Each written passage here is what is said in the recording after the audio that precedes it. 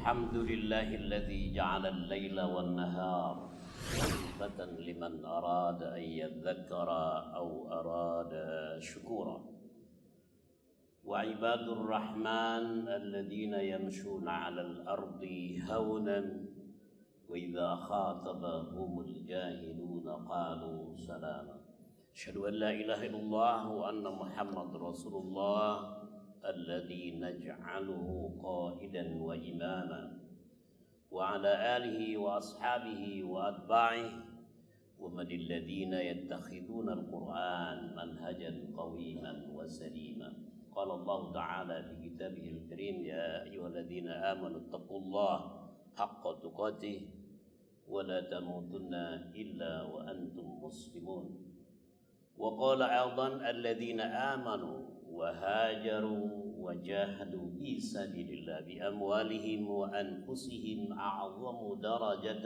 عند الله وأولئك هم الفائزون يبشرهم ربهم برحمة منه رضوان وجنات له فيها نعيم مقيم صدق الله العظيم أوصيني وإياكم بتقوى الله وقد فاز المتقون وأحثكم وإياي بطاعة الله لعلنا من المفلحين والفائزين. Alhamdulillah wa syukru ala ni'amillah. Kita sudah berada di tahun baru Islam 1445 Hijriah.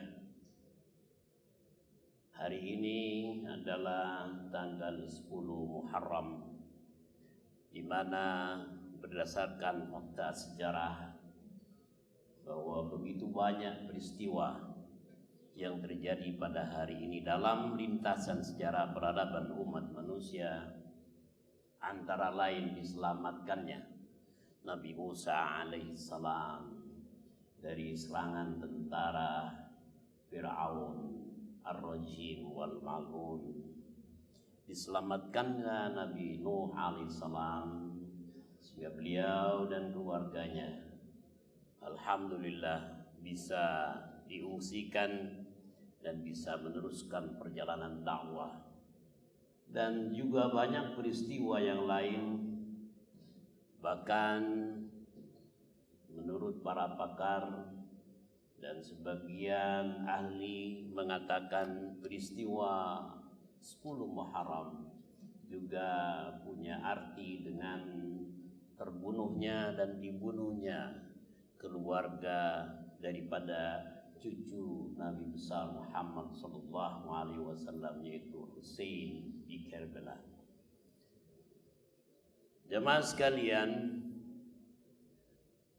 bulan Muharram ini adalah salah satu dari 4 bulan di mana di dalam Islam diharamkan menumpahkan darah, dilarang berperang, atau dengan kata lain bahasa modernnya adalah bulan gencatan senjata. Ada 4 bulan, 120 hari kurang lebih, sisanya umat Islam boleh berperang. Tapi untuk 4 bulan itu dilarang untuk melakukan kekerasan. Ini terbukti bahwa agama Islam adalah agama yang sangat cocok fi kulli zamanin wa makan, di setiap masa dan di setiap saat. Oleh karena itu, pada saat kita memasuki tahun baru Hijriah, kita sudah memulainya dengan melepas tahun lama kita, yaitu dengan salat Idul Adha, dan memulai tahun baru Hijriah kita dengan puasa Tasu'a dan puasa Ashura.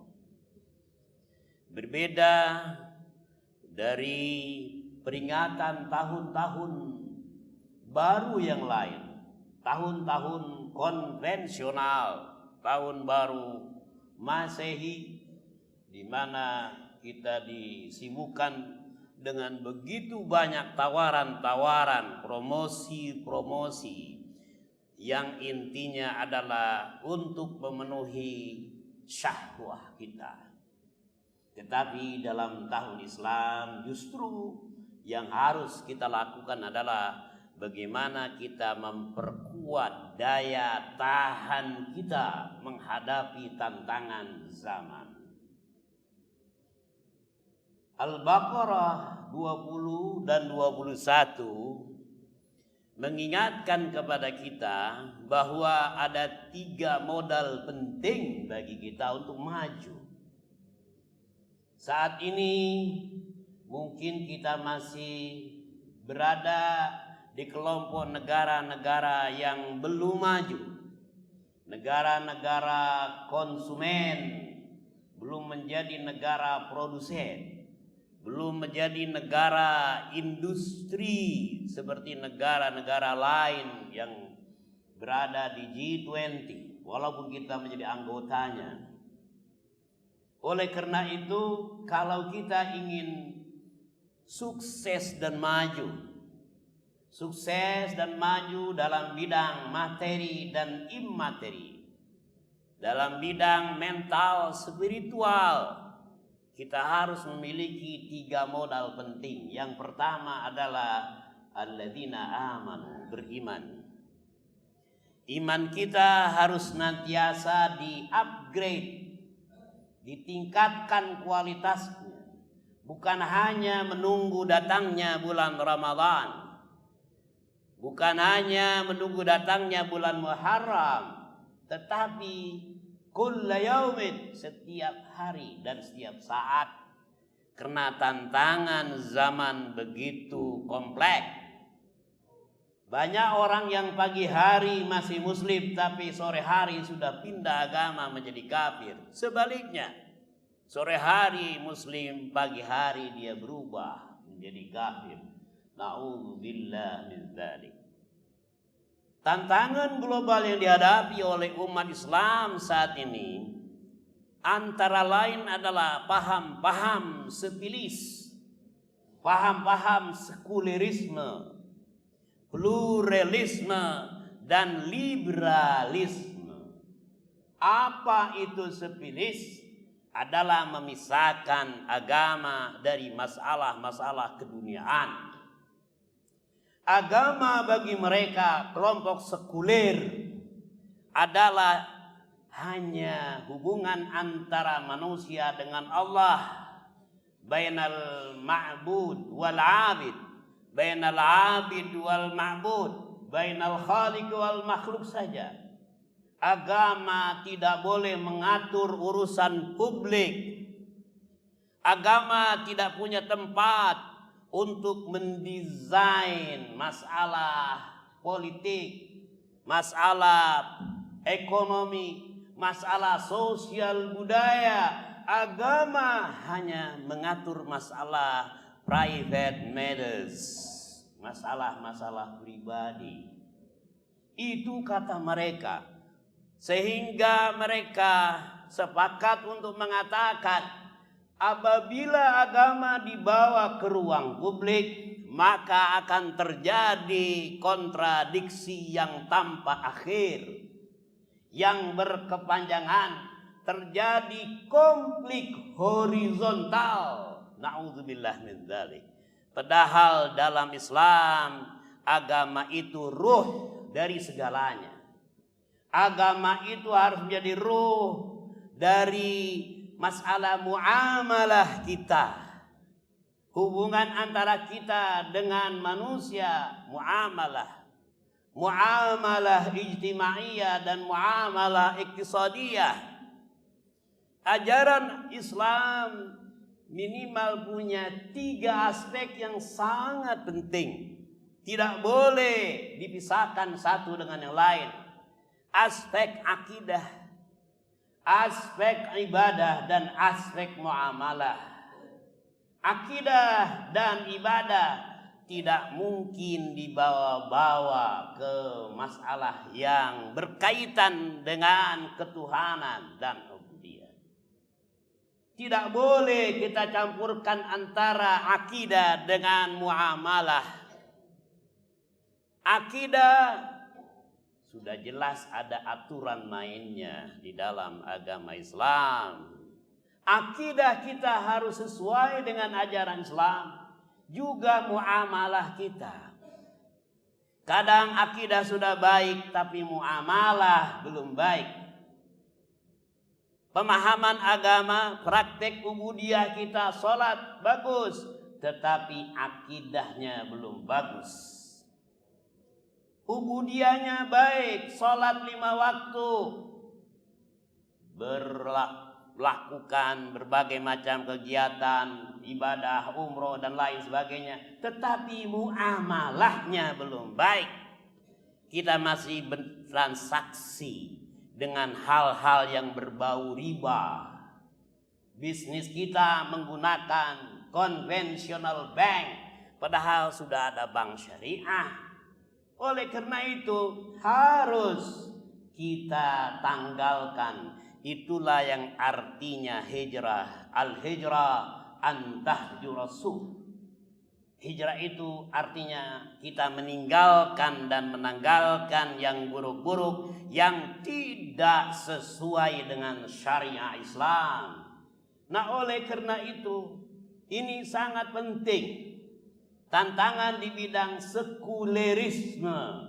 Banyak umat Islam yang terpengaruh dan terpesona dengan paham sekulerisme ini. Bahkan dengan tegas mengatakan jangan bicara masalah politik di masjid, di majlis taklim, di ruang-ruang beribadah. Itu adalah pemahaman yang salah. Rasul Sallallahu Alaihi Wasallam juga membahas masalah strategi peperangan, masalah strategi ekonomi di masjid. Pergantian antara satu khalifah dan lain, diangkatnya Abu Bakar As-Siddiq radhiyallahu anhu sebagai khalifatul Rasul juga di masjid. Yang tidak dibolehkan adalah berkampanye untuk kepentingan politik tertentu, menggunakan atribut partai tertentu di masjid. Itu yang tidak boleh, karena akan menimbulkan konflik dan perpecahan. Sementara untuk memilih calon pemimpin sudah ada aturan. Itu bagian daripada ibadah kita. Jangan memilih pemimpin yang pembohong. Jangan memilih pemimpin yang sudah jelas-jelas track recordnya sebagai koruptor. Orang-orang yang tidak terpuji itu ada di dalam Al-Quran. Jelas. Sejelas-jelasnya. Itu bisa kita sampaikan di ruang-ruang tertutup seperti masjid ini. Dan itu dibolehkan. Mengapa? Karena memilih calon pemimpin bagian daripada ibadah. Salah memilih calon pemimpin akan menimbulkan problem, menimbulkan malapetaka, menimbulkan banyak hal yang tidak terpuji. Untuk siapa? Untuk bangsa dan negara tercinta. Sekulerisme. Maka sekulerisme itu sesuai dengan fatwa MUI 2005 haram. Lalu yang kedua, pluralisme. Apa itu pluralisme? Pluralisme menganggap bahwa semua agama benar. Pluralisme berbeda dari pluralitas. Pluralitas agama oke. Di dunia ini semua agama mengklaim diri mereka adalah yang paling benar. Pluralisme itu menganggap bahwa semua agama baik. Semua pengikut agama nanti hidup berdampingan masuk surga. Itu paham pluralisme. Maka dalam Islam ditegaskan begitu banyak ayat-ayat Al-Quran dan hadis-hadis Rasulullah Sallallahu Alaihi Wasallam mengatakan bahwa agama yang diridhoi Allah adalah agama Islam. Maka semua agama baik itu baru koma. Agama yang paling baik adalah agama yang kami anut, itu titik. Kalau kita berhenti hanya semua agama benar dan semua agama baik, itu akan menjurus kepada paham relativisme kebenaran. Seakan-akan kebenaran itu relatif, nggak jelas. Padahal Islam mengatakan al-haq, ya jelas, al-batil juga jelas. Nah, ini paham-paham yang sangat merusak akidah umat Islam, bukan hanya di dalam negeri tapi di luar negeri. Mereka sejak tahun 2007 Rand Corporation sudah membuat agenda besar bagaimana mempengaruhi umat Islam dunia agar tidak fanatis kepada agama mereka. Maka diciptakanlah ya istilah yang sangat populer saat ini adalah moderasi beragama. Moderasi beragama justru akan menciptakan masalah baru, yaitu membunuh, menegasikan semangat fanatisme kepada agama. Fanatisme kepada kebenaran agama wajib dipegang oleh umat Islam. Tapi fanatisme kepada pemikiran seorang manusia, siapapun namanya, seorang filosof, seorang ahli, seorang pakar, kita tidak boleh mengkultuskan pendapat mereka, karena itu akan sangat berbahaya dan dilarang dalam agama. Kultus individu, taqdisus syahs haramun inda Islam. Ya, mengkultuskan seorang karena pemikirannya yang brilian, dia adalah bapak nasionalis, dia adalah bapak ini dan bapak itu, seakan-akan pendapatnya tidak pernah salah. Leaders can do no wrong. Itu adalah pendapat yang sesat dan menyesatkan. Yang ketiga, jamaah sekalian, pemahaman yang berbahaya adalah liberalisme. Apa liberalisme itu? Diserahkan pemahaman agama kepada pasar bebas, diserahkan kepada akal untuk menafsirkan ayat-ayat Al-Quran, menafsirkan hadis-hadis Rasulullah Sallallahu Alaihi Wasallam sesuai dengan pemahaman manusia. Ini yang sangat berbahaya. Jadi nanti akallah yang menentukan benar atau tidaknya, halal dan haramnya sesuatu ditentukan oleh hasil pola pikir manusia. Menafsirkan agama disesuaikan dengan perkembangan zaman. Bahkan akhir-akhir ini tidak sedikit umat Islam dan tokoh muslim, pemikir muslim yang bergandengan dengan kelompok-kelompok LGBTQ. Apa kata mereka alasannya? Karena mereka itu adalah secara kodrat. Na'udzubillah min dzalik. Kata Rasul sallallahu alaihi wasallam, "Man fassara al-Qur'an bi ra'yihi falyatabawwa maq'adahu finnar." Barang siapa saja yang menafsirkan Al-Qur'an dengan logikanya, dengan pemikirannya, hanya dengan pemahamannya saja, maka kami akan siapkan tempatnya di neraka. Na'udzubillah min dzalik. Ini bukan masalah baru. Di Amerika sejak tahun 2000-an ada wanita yang menjadi imam sholat. Yang sedang ramai dibicarakan kelompok tertentu saat ini yang mengundang perhatian publik se-Indonesia Raya. Kasus yang sedang ramai dibahas adalah masalah pondok pesantren Az-Zaitun. Pemikiran manusia itu sangat terbatas. Maka pemikiran itu harus dibingkai dengan apa? Dengan Al-Quran dan Sunnah Rasulullah Sallallahu Alaihi Wasallam. Surah Al-Isra Allah menegaskan, yas'alunaka 'anir ruh. Qulir ruhu min amri rabbi wa ma utitum minal ilmi illa qalila. Muhammad, engkau akan ditanya oleh umatmu kelak tentang ruh. Katakan kepada mereka bahwa masalah ruh adalah urusan aku. Ilmu yang aku berikan kepada manusia itu sangat amat sedikit.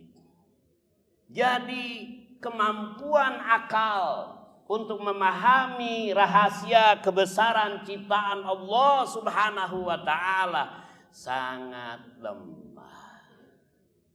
Para pakar di bidang apapun, di bidang ahli, para dokter memberikan resep kepada pasien mereka, itu pun berdasarkan acuan-acuan yang mereka pelajari di bangku kuliah. Tapi yang menyembuhkan mereka yang sakit bukan manusia, yang menyembuhkan adalah Allah Subhanahu wa ta'ala. Ma'asyiral muslimin wa zumratal muwahhidin asabakumullahu jami'an. Dengan dikembangkannya, disebarluaskannya paham liberalisme, maka muncullah kelompok-kelompok liberalis di kalangan umat Islam. Mereka berpendidikan, mereka dikader, belajar di luar, tapi guru besar mereka adalah orang-orang sekuler. Guru-guru besar mereka adalah orang yang tidak paham agama. Guru besar mereka adalah orang-orang bukan ahli dalam bidang agama. Akhirnya banyak awtutna, anak muridnya itu kembali ke tanah air menjadi manusia-manusia yang sekuleris, manusia-manusia yang liberalis dan lain sebagainya. Inilah yang ada saat ini di Indonesia. Oleh karena itu kita harus memperkuat kualitas keimanan kita. Yang kedua, wahajaru. Kita harus berhijrah. Hijrah bukan hanya sekedar ucapan dan kata-kata, tapi hijrah harus dalam bentuk perbuatan, amalian, laisa qaulian, laisa nadhariyan, wa laisa fikriyan. Saat ini sudah begitu banyak ya muamalah kita yang sesuai dengan syariah Islam. Maka tinggalkanlah yang tidak Islam. Tinggalkanlah yang tidak syariah. Bermuamalah secara syariah. Berbusana secara syariah. Bergaul secara syar'i. Itulah yang akan menjamin kita untuk meraih ridha Allah Subhanahu wa ta'ala. Orang-orang muhajirin, orang-orang ansor, lihat sejarahnya. Orang muhajirun meninggalkan rumah mereka, meninggalkan keluarga mereka, meninggalkan aset-aset mereka yang sangat berharga, mengikuti Rasul berhijrah ke Yathrib atau Al-Madinah Al-Munawwarah. Itulah memang butuh keimanan yang kuat. Tanpa keimanan yang kuat, kita akan terus dihantui oleh rayuan-rayuan syaitan. Ya, mereka akan memberikan alasan yang macam-macam. Yang ketiga, apa modal untuk meraih kesuksesan? Wajahadu, berjihad. Dengan apa? Bi amwalihim wa anfusihim. A'zamu darajatan indallah wa ulaika humul faizun. Ma'asyiral muslimin wa zumratal muwahhidin, asabakumullahu jami'an. Berjihad bukan harus memerangi mereka yang berbeda politik dengan kita, berbeda agama dengan kita, berbeda organisasi atau yang lain-lainnya dengan kita. Tidak, berjihad adalah kerja keras sesuai dengan tuntutan syariah Islam. Berjihad bukan hanya harus membunuh orang yang berbeda agama, tapi saat ini berjihad meningkatkan kualitas ekonomi, berjihad meningkatkan pola pikir kita, berjihad melawan kezaliman, kesewenang-wenangan, jihad konstitusi, jihad hukum, jihad melawan kemaksiatan dan kemunkaran. Itu masuk dalam kategori definisi jihad. Mudah-mudahan 1445 Hijriah menjadi tahun kemenangan bagi umat Islam khususnya di Indonesia.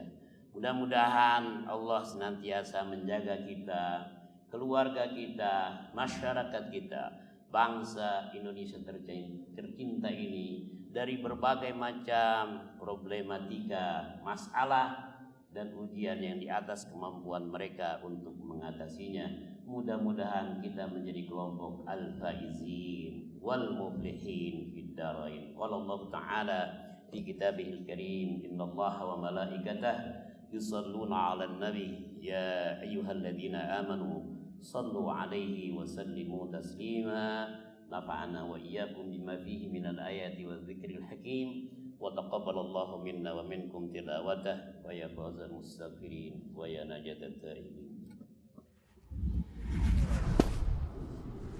Alhamdulillah nahmaduhu wa nasta'inuhu wa nastaghfiruh wa na'udzu billahi min syururi anfusina wa min sayyiati a'malina may yahdihillahu fala mudilla lahu wa may yudlil fala hadiya lahu. Wassalatu wassalamu ala habibina wa rasulina Muhammad ibn Abdillah wala hawla wala quwwata illa billahil aliyyil azim.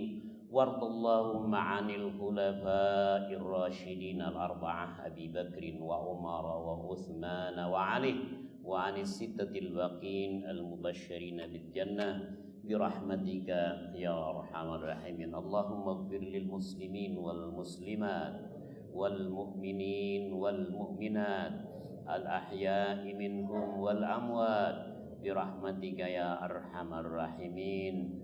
Ij'alna min ibadika syakirin waj'alna min ibadikal muhsinin waj'alna min ibadikal mukhlasin wa la taj'alna min ibadikal ya'isin al mutakabbirin al jahidin fi sabili wa da'wati ya rabbal alamin. Allahumma arinal haqqa haqqa warzuqna ittiba'ah wa arinal batila batila warzuqna ijtinaba. Ij'al ya Allah jam'ana hadha jam'an marhuma wa tafarruqana min ba'dihi tafarruqan ma'suma wahdina siratan mustaqima wa la tatruk fina ya Allah wala ma'ana syaqiyan wala mazluman wala maqhuran birahmatika ya arhamar rahimin. Rabbana zalamna anfusana wa illam taghfir lana wa tarhamna lanakunanna minal khasirin. Rabbana atina fid dunya hasanah wa fil akhirati hasanah wa qina adzaban nar wa adkhilnal jannah ma'al abrar ya aziz ya ghaffar ya rabbal alamin. Ibadallah, innallaha ya'muru bil 'adli wal ihsan wa ita'i dzil qurba wa yanha 'anil fahsya'i wal munkari wal baghi ya'idukum la'allakum tadhakkarun. Wa la dzikrullah akbar wallahu ya'lamu ma tasna'un. Aqimus shalah.